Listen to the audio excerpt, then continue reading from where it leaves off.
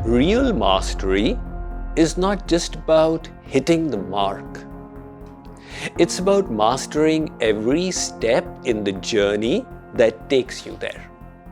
Let us explore this through the story of a Zen master and his peculiar ways of teaching.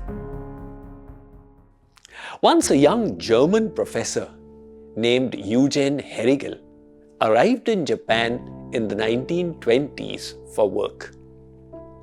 Japanese culture fascinated him, so he sought to learn Kyudo, the ancient Japanese martial art of archery, from the legendary teacher Awa Kenzo.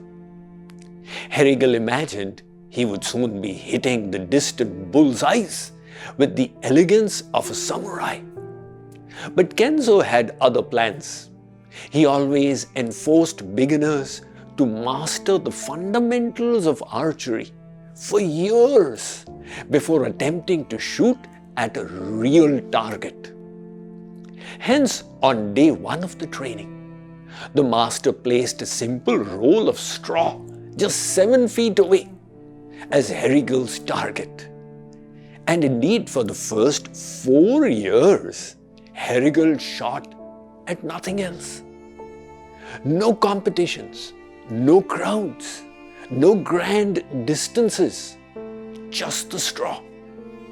Day after day, month after month, year after year. Inevitably, impatience boiled over in Herrigel. To his complaints, Kenzo had a calm response. Of what importance are weeks, months, and years?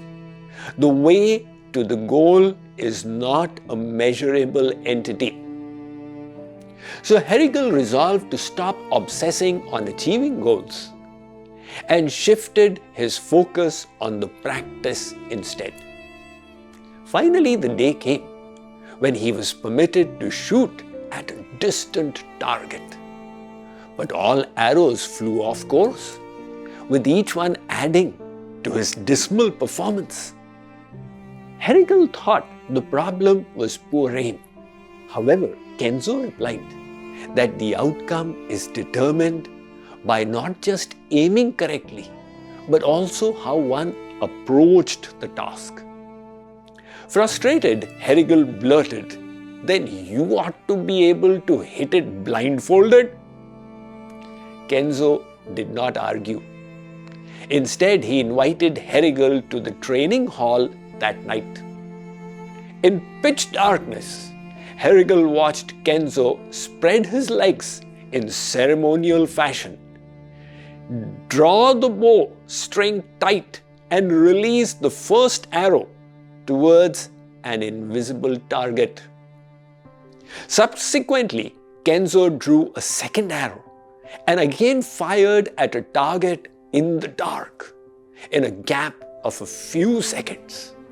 Herrigel heard the 2 thuds. He rushed to inspect the target.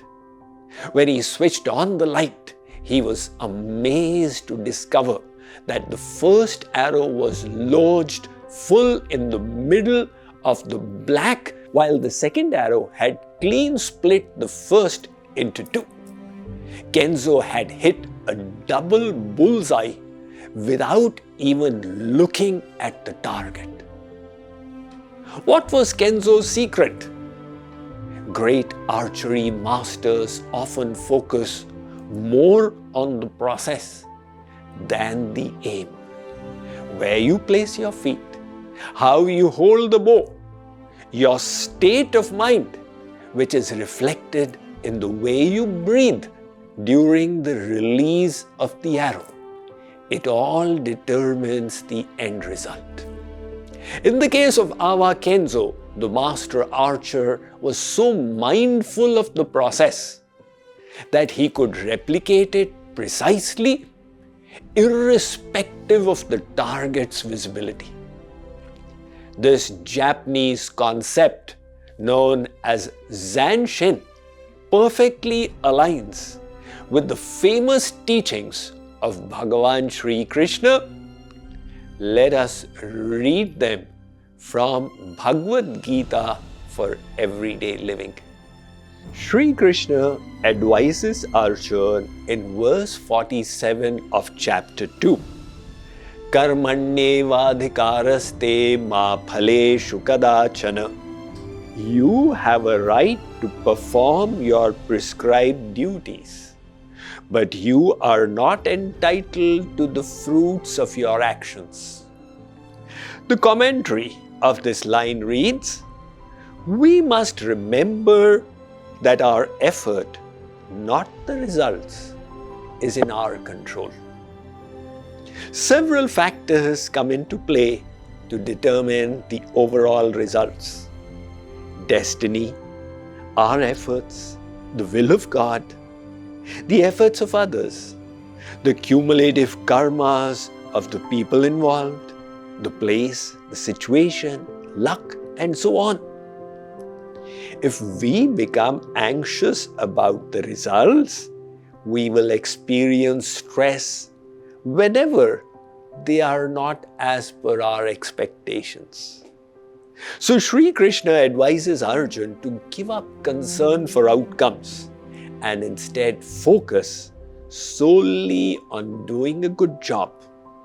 The fact is that when we are unconcerned about results, we can pay undivided attention to our efforts, and that is the best way to improve results.